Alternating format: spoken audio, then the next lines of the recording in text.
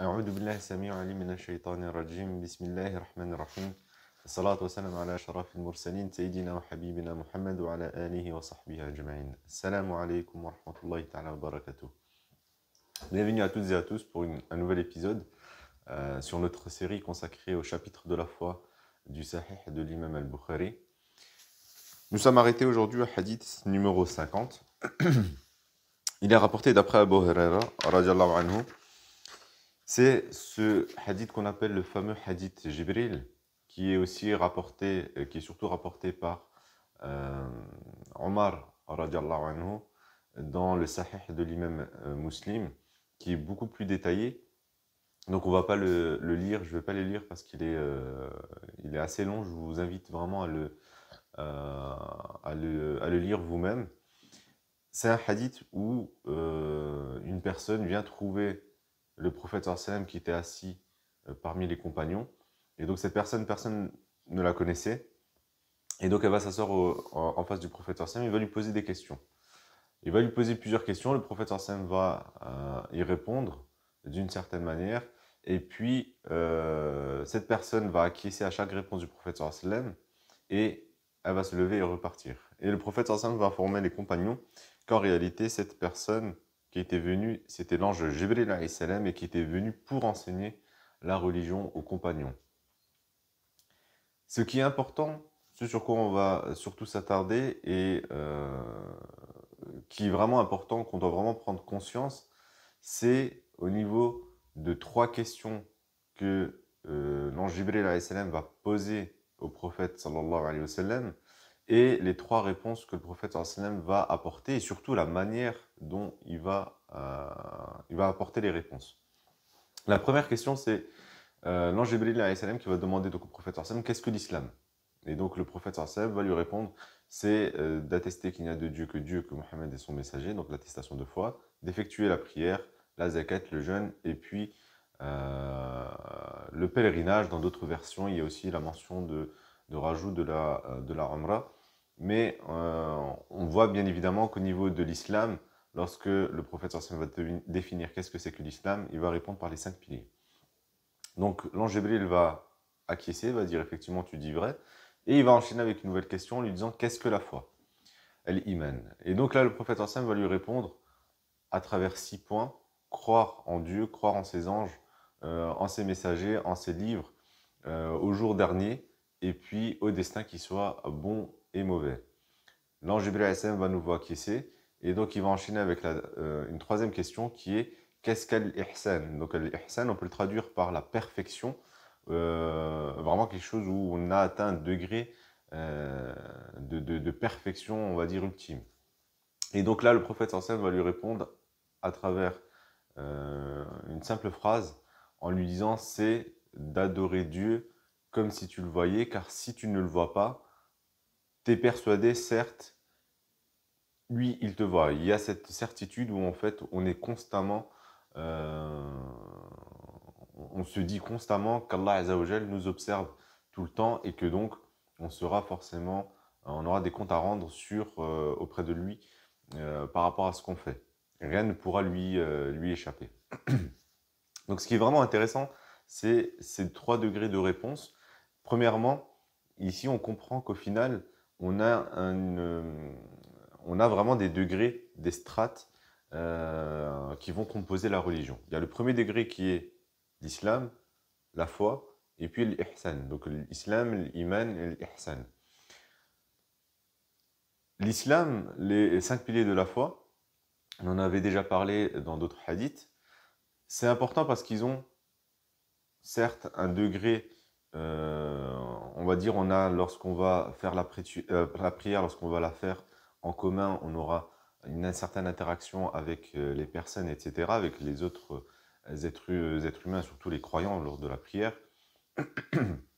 Mais en premier lieu, les 5 piliers de la foi ont surtout une vocation, on va dire, verticale, c'est-à-dire que ce sont des actes d'adoration qui vont concerner uniquement l'être humain et puis son créateur. Et ça, c'est vraiment le premier degré.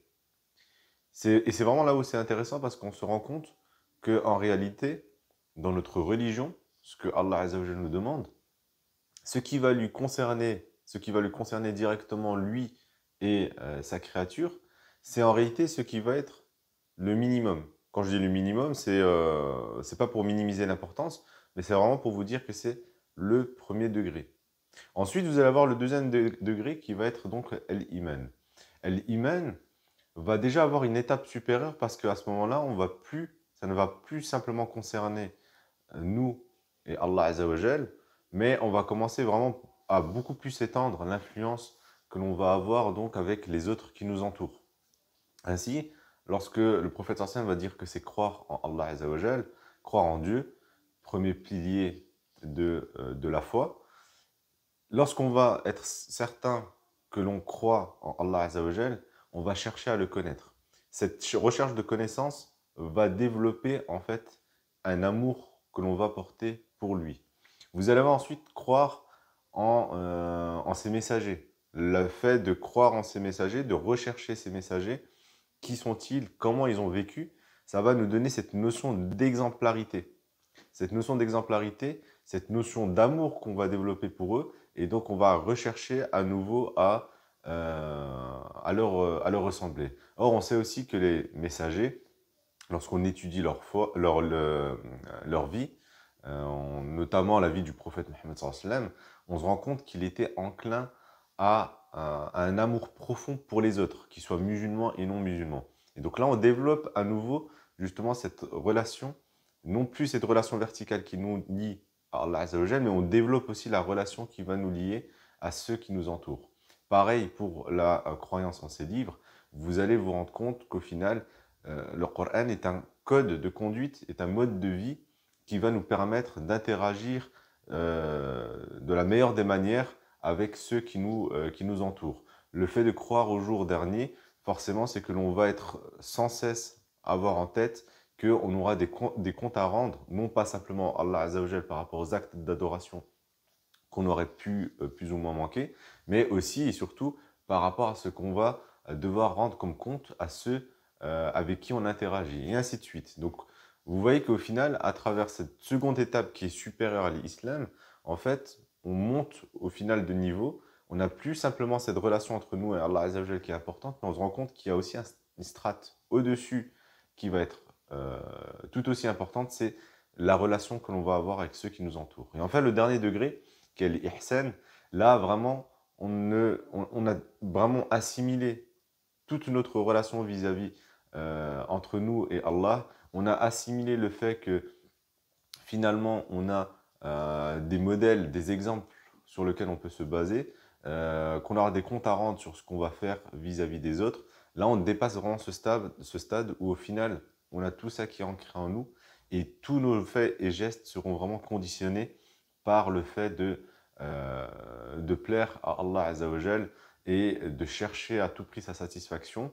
Et forcément, sa satisfaction va, dans un premier temps, passer par la relation que l'on a avec lui, mais surtout par la relation que l'on va avoir avec les autres. Donc on se rend compte vraiment que ici, et c'est pour ça que le prophète sallam a utilisé, et c'est un terme qui est très important, lorsqu'il va expliquer la situation aux compagnons qui étaient plus ou moins interloqués par cette situation qui était inhabituelle, qu'ils n'avaient jamais vécue, le prophète sallam va leur dire, en fait, cette personne, c'était l'ange Jibril alayhi salam, et il est venu pour vous enseigner la religion. Donc c'est un enseignement complet de la religion qu'on retrouve dans un texte qui fait à peu près une page. On a vraiment toute la religion qui est résumée là-dedans, où vous allez avoir cette différente strate qui est bien évidemment la condition sine qua non d'avoir une relation saine envers Allah Azza wa Jal, de répondre à ses obligations en termes d'adoration. Vous allez avoir ensuite les strates supérieures qui seront donc la relation que l'on doit avoir aussi avec ceux qui nous entourent. Avoir l'une au détriment de l'autre euh, sera forcément, entre guillemets, pas fatal pour nous, mais nous permettra pas d'avoir au final vraiment la récompense divine maximale et pouvoir vraiment plaire à Allah Azza wa Jal comme il se doit. On s'arrête là pour aujourd'hui, Inch'Allah. On se donne rendez-vous la semaine prochaine, même jour, même heure. Barakallahu fikum, subhana rabbika rabbil izzati amma yasifun, wa salamun al mursalin, walhamdulillahi rabbil alamin. Prenez soin de vous. Wassalamu alaikum wa rahmatullahi ta'ala wa barakatuh.